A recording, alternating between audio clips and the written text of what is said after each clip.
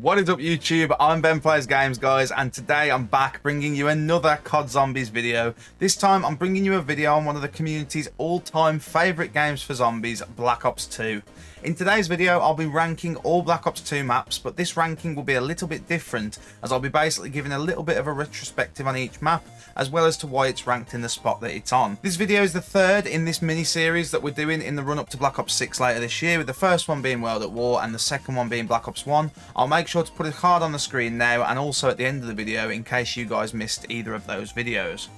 I'll also now throw up some of your guys' comments from the Black Ops 1 video on screen now. If you do like COD Zombies content and you enjoy this video, make sure to drop a like and a subscribe to this channel, as it really motivates me to continue to pump out the content for you guys. We recently hit 2,700 subscribers, and honestly it was a long time coming, so it was amazing to finally hit that. And honestly, can't thank you all enough for that. I've also been grinding out short form content over on my TikTok and really want to start streaming on there, like on my Twitch at the same time. But unfortunately you do need 1,000 followers to stream on TikTok, so it would mean the absolute world to me if you went over there and followed after watching this video. Talking of my Twitch, I've also recently started streaming again this week, therefore I'd also love it if you could spare 5 minutes to go over to my Twitch. Again, that'll be in the description, and drop me a follow and say hi when I'm live. I don't only play zombies, I also play competitive games like Overwatch 2 and CS2, and even some Euro Truck Simulator 2, which I've also got another banger video that I'm working on coming out soon. I do appreciate all the support guys, much love, it honestly means so much. All the links are going to be in the description for you guys. Finally, just before we do get into the ranking, I have recently joined a new org as a content creator, Team Etiquette. TE was set up by some of my former Wolves friends and honestly has an unbelievable amount of potential, and I can't thank the guys enough for having me along for the journey. Everyone to do with the org is just really great and amazing to work with, so please make sure to go and show the org some love using the links in the description below. Without further ado, let's get into this video.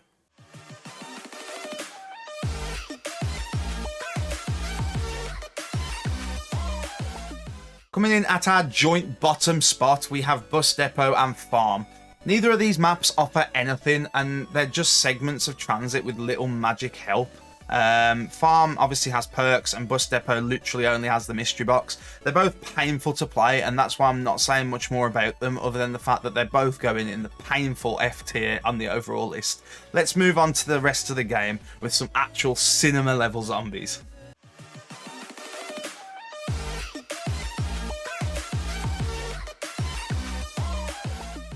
Coming in at our number 7 spot, we have Nuketown Zombies.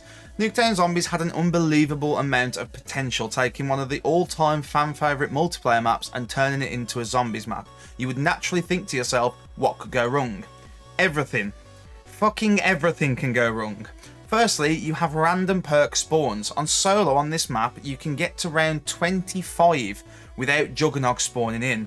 Now bear in mind, for all you people that have only played since Cold War or Black Ops 4 Zombies, Black Ops 2's health system was the old system, where without Jug you were a 2-hit kill.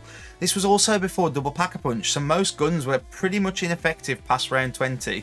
Meaning this map was hard, but before you say skill issue, it was hard past the point of a skill issue. The one redeeming factor that Nuketown does have for me is it's very old school zombies. It's classic survival. There's no main storyline, Easter egg quests, there's no buildables, there's just perks, pack-a-punch and a ray gun. It can maybe be fun with 4 players, but other than that, fuck off. It's ranking 7th, and on the overall tier list, I'm putting it in the E tier.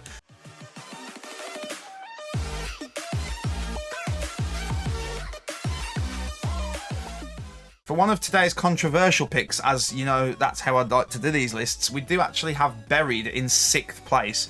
Now, before you type that comment, Leroy lovers, hear me out. I too love Leroy, and I wish we had more friendly NPCs in Zombies with similar mechanics to Leroy or Arthur, whatever you want to call him. He was great, and also the Paralyzer is a fun wonder weapon to use. But that gets into my main problem with Buried. It's easy, but like, too easy. In complete contrast to our number 7 spot, Nuketown, Buried is the easiest map on Black Ops 2 and gets very boring very quickly, in my opinion. The Paralyzer and buildables practically make you invincible. The witches are annoying, but you have a bank with probably 250k in it as it's 2024, so you can just go and get some more money. For me, Buried is just way too easy, and that's why I'm ranking it in the 6th spot on this list. In the overall tier list of the series, I'm putting it in the D spot, as it's just that, it's average, it's nothing special, and for me personally, I think Buried is very, very overrated.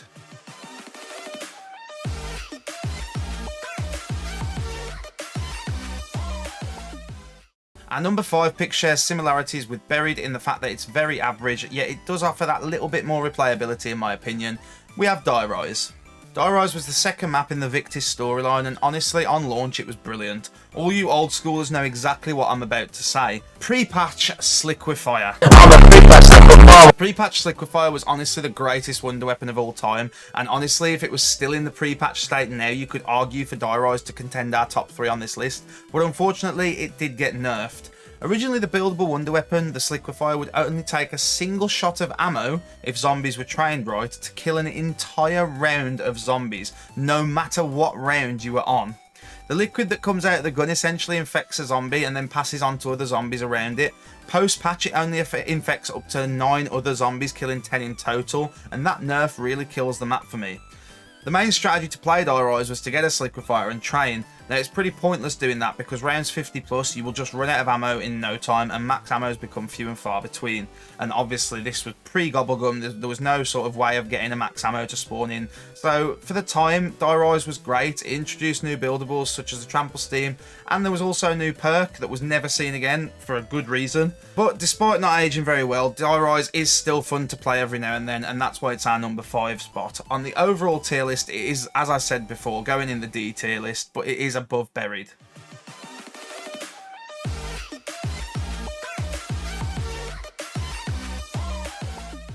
Now, we're going to get into the absolute cinema of Black Ops 2 with our top 4.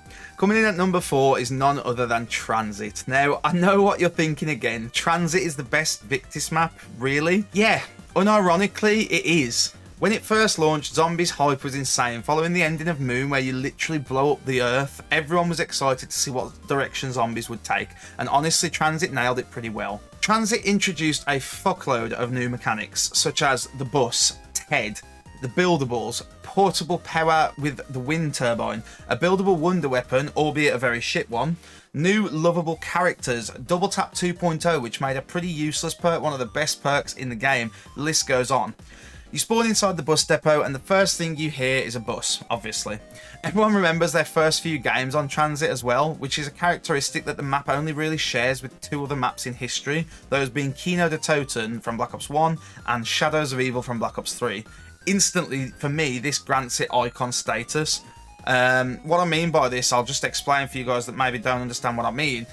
You remember your first few games of Transit, similar to Kino and similar to Shadows. But if I turn around to you now and said, like, do you remember your first few games of Zetsubo no Shima, or do you remember your first few games of Ascension? You probably don't, but with these 3 maps you do, and for me that genuinely grants a map icon status.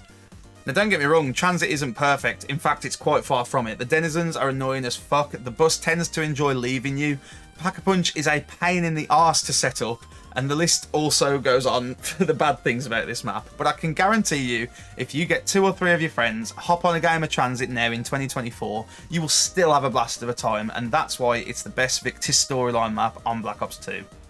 On the overall list, I'm putting Transit in the low B tier, and that is with much, much love.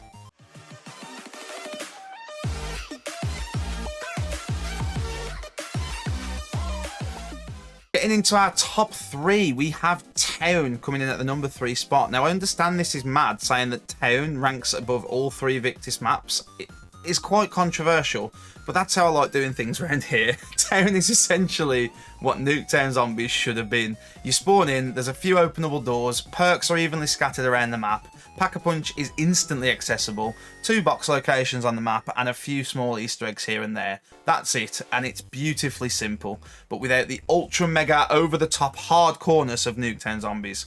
There's not really much else to say about Town, but I'm sure that's what many of you watching will feel. like the exact same way about the map as me. On a personal note, I also used to train on zombies on town, if that makes sense. So I'd start up a custom game on town, start on round 20, grab Juggernaut, grab an MP5 and just practice training in different areas of the map. I'd argue you could probably still use this method to this day to improve your ability on zombies. Finally, at the time of Black Ops 2, I was around 13 and had quite a few friends at school who I played zombies with. One of these friends used to play with us when we'd do the training strategy that I just said about, starting around round 20, etc. He was hilariously bad at zombies and he would constantly down almost instantly, whilst the other three of us just laughed and had a good time. And I think that's the sort of thing that resonates with a lot of people. I think a lot of people have a lot of memories of town, specifically town, not so much transit, but specifically town. And I think a lot of people can resonate with that, and that's why it's our number 3 spot. On the overall tier list, I am going to be putting it in the high B tier because that's where it belongs.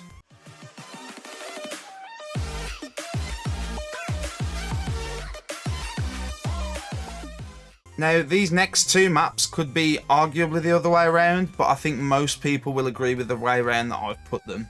Coming in at our number 2 spot, we have the debut map of the legend himself, Jason Blundell, Mob of the Dead. For Mob of the Dead, Jason Blundell was given the role of lead director in preparation for him to take over from Jimmy Zielinski after Black Ops 2's conclusion, and by God, did Blundell cook. Mob of the Dead introduced another shitload of new features and mechanics, such as the afterlife system, a new perk in Electric Cherry, which we did see again because Electric Cherry is a great perk, the gondola, a new cast of characters that tied in with the main storyline quite heavily, the Blundergat and its insanely powerful and fun upgrades to use. Blundell literally named the wonder weapon after himself, like hello. The plane which you had to build to get to Pack-a-Punch, Brutus, who in my opinion is the best mini-boss of all time, the Hell's Retriever, which in my opinion is one of the coolest tactical grenade weapons of all time, the sheer amount of mini Easter eggs like the Golden Spork and upgrading the Retriever, there was a PvP element in the main storyline Easter egg. I could go on all day. Blundell genuinely showed the community just how committed, engaged and motivated he was as Zielinski's replacement, and honestly, he got the community rocking. The setting and aura of this map is also something to behold. You're trapped in one of the world's harshest prisons in history, with one goal being escape. Along the way, you build shields, acquire shotgun wonder weapons and perks. You get to the plane, you think you've done it, and then you come crashing back down to restart the cycle all over again. And restart the cycle again you do, because this map is just so damn replayable. Also going to touch on Brutus, as personally for me, he is the best mini-boss in all of zombies. He's my favourite of all time. He's very well balanced and rewarding, and yet he's so simple. He's essentially just the zombified prison warden, and obviously we do find out later down the line in the storyline, he's actually very important to the storyline.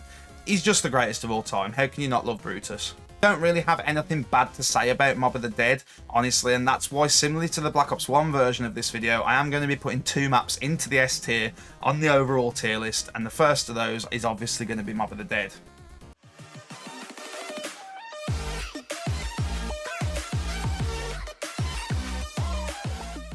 So obviously by now you know our number 1 spot is Jason Blundell's second map as lead director, and arguably his best map ever, Origins. Origins is a map that a lot of Zombies fans would argue to death with you over being the greatest map of all time. I don't want this video to be ridiculously long, but I'm not going to go short on Origins, so let's just get into this. The map transports players to an alternate infected version of World War I, where they step back into the boots of the iconic characters Dempsey, Nikolai, Takeo and Richtofen, as they make their first return as playable characters since the end of Black Ops 1, but this time it's in their primmest form. Dempsey is still a badass, but he's a little bit toned down. Nikolai is no longer a drunk and is arguably the wisest of the 4. Takeo is back and honestly is the biggest glow up of the 4 characters. Primus Takeo is an absolute badass and doesn't glaze the Emperor 24/7 like his former Ultimus self does. And Richtofen's back with a little less zest and more knowledge than ever. It was just so good to see these 4 back in their new Primus forms, and at the time everyone wondered what had happened to them, and obviously Origins brought them back in a different form. It was just so good to see. The map offers historical settings, thrilling gameplay, and one of the biggest mindfucks to the storyline that genuinely revolutionised zombies from the day that it was discovered by the community back in 2013. Another one of the standout features of Origins was the introduction of elemental staffs. Now these were the first set of 4 elemental weapons in the series, and maps that have 4 different elemental weapons tend to be bangers as maps, because they just tend to be like the best maps. These immensely powerful staffs can be built and then upgraded by completing challenges and gathering parts scattered around the map. Each staff possesses a unique elemental ability. The lightning staff obviously crackles with electricity. The ice staff is one of the greatest of all time wonder weapons, freezing zombies in their tracks and literally frostbiting them to death. The wind staff is essentially a dulled down thunder gun, but still packs a hell of a punch and is the second most strong staff, just behind the ice staff. And then the fire staff also, obviously can't forget the fire staff. It unleashes a devastating inferno that makes you feel like a badass every time you shoot it and mows the hordes down for fun. As you progress through Origins, you uncover the storyline that intertwines with the zombies mode's overarching narrative, obviously through cutscenes, audio logs, environmental storytelling. You obviously learn about the origins of zombies and the staffs of power, and obviously you can't forget the whole Samantha Maxis backstory. We learn a lot about this in Origins as well. But beyond the main objectives, Origins also offers a wealth of side quests and Easter eggs that also add depth and replayability to the experience. Hidden radios, golden helmets and shovels, secret mechanisms, unlocking additional secrets and special rewards. Honestly, the list goes on, and this map is probably the most replayable map on Black Ops 2. And again, it just odes to just how good this map really is. The Panzer mini-boss was also introduced in Origins, and honestly, if you weren't prepared for round 8 the first time you played, which you wouldn't have been, you knew about it when he arrived. He packed a punch with his hook and his flamethrower, and he would always be guaranteed to cause you trouble. Origins honestly stands as a testament to the vision and technical prowess of Treyarch at the time. They famously said that they really pushed the PS3 and Xbox 360 to their absolute limits with this map, and honestly, you can just tell. The immersive atmosphere, the challenging gameplay, the storytelling, it makes it one of the most beloved maps among COD Zombies fans of all time, and myself obviously included. Whether you're a seasoned veteran or a newcomer to COD Zombies, Origins promises an unforgettable and thrilling experience that will keep you on the edge of your seat from start to finish. On the overall tier list, I am putting Origins just behind Kino, as nostalgia is a heavy factor for me, but Origins is definitely near perfect. Unfortunately guys, that is all I have for you today. A video obviously of me giving retrospective ranking on all Black Ops 2 Zombies maps. As I said at the start, this is a series on the channel that we're doing whilst we're waiting for Black Ops 6 Zombies later this year. So if you have enjoyed the video and are looking forward to Black Ops 6 and also the Black Ops 3 version of this video, which by the way will be an absolute banger and also a glaze fest, because I absolutely love Black Ops 3. Make sure to subscribe and like, and also leave a comment of your ranking of Black Ops 2's maps and why in the comments. I'd love to have some discussions with you guys in the comments, and also remember I will throw up some of the comments from this video at the start of the Black Ops 3 one, so make sure to leave them below. Remember, finally, I do stream regularly over on my Twitch again now, so be sure to go over there and follow me. Come say hi when I'm live. Let me know what you thought of this video, and any ideas for other videos as well that you want to see me make. I'm open for all ideas, honestly. So thank you for watching. I will catch you all in the next video. Bye bye.